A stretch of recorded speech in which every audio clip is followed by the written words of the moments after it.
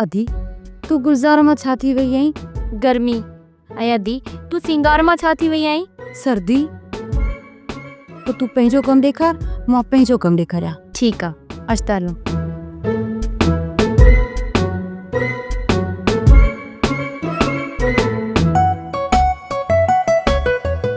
अदी सर्दी ॾिसे थी मुत पर थी सुता पिया है। अधी बी ते हिननि वीचारनि असांखे हथ जा पखा आया छॾे न भले सुता पिया हुजनि। अदी पोइ असां ते कहिड़ो थोरो कयो अथनि?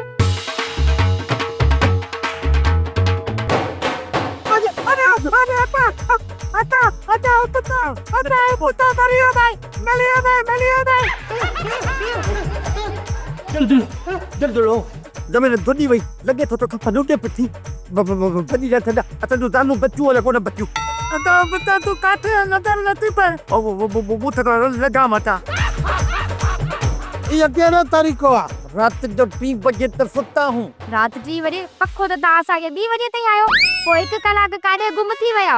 2 बजे त तव्हां असांजी पचर थदी न, पोइ कलाक पूरो लुचंदे जेसी निंड अचे नथा सुम्हल साणी माण्हू निंड कंदो छा? मस वञी अख लॻी आहे त वरी अख खोलण जे लाइ ज़िलज़िलो आणे छॾियव। दादू मुश्किलियूं हो।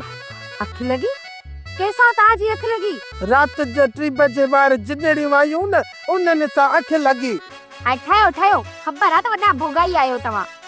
वञो अदा वारनि ॾे, हुतां वञी अन खणी अचो। वञूं था पहिरें चाह पाप मिले पोइ रुखे पेट ते असां कुझु बि कोन कंदा आहियूं। हा वञूं था सर्दी चांहि पाप त ॾियो न। हींअर टाइम आयो चांहि पापे जो? तव्हां थेलियूं खाधियूं हूंदियूं पापा त पिया हूंदा न। हिकिड़ी थैली मूं खाधी, ॿी थैली अदी खाधी। थेलियूं खाधव या पापा? वरी मज़ाक वॾा ॿई मश्किरे जा पुट आहियो। नलके तां वञी मुंहुं धोई ऐं अदारनि खां वञी अन खणी अचो। अदा सुबत खाली पेट तो खंबोरी खजंदी न अदा तो बाकर बा खाली पेट ते मां वजन न खणी सघंदो आहियां। ठीक आ तव्हांखे मानी ॾियूं था।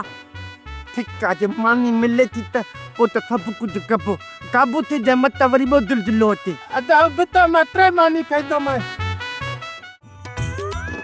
फेरा जो ॾींदोसांसि न त लस्सी सां गॾु मखण बि करे ॾींदोसांसि। पर तो फोन छो कई आहे मूं ग्रीस जल्दी ॿुधा मूंखे ॾही बि वठणी आहे। अरे थोड़ी गैरत कर गैरत। ख़बर अथई मुआरो सेठ लकड़ो वियो आहे तुंहिंजे घर तुंहिंजी ज़ाल हवा सां हेरा फेरी करण। आई ना कर इहो छा थो चई? मां त हिन मुंहिंजे लकड़ खे अधु करे छॾींदसि छो त गैरत ॿी शइ आहे ऐं इज़त ॿी शइ थींदी आहे। सोप सीरियल जहिड़ियूं ज़ालूं तहिड़ा मुड़स तमाम एपिसोड्स ॾिसो HD क्वालिटीअ में। विज़िट करियो असांजो YouTube channel Sindh TV HD drama. Subscribe कयो असांजो official YouTube channel Sindh TV HD drama ऐं वधीक अपडेट लाइ बेल आइकन खे क्लिक करियो।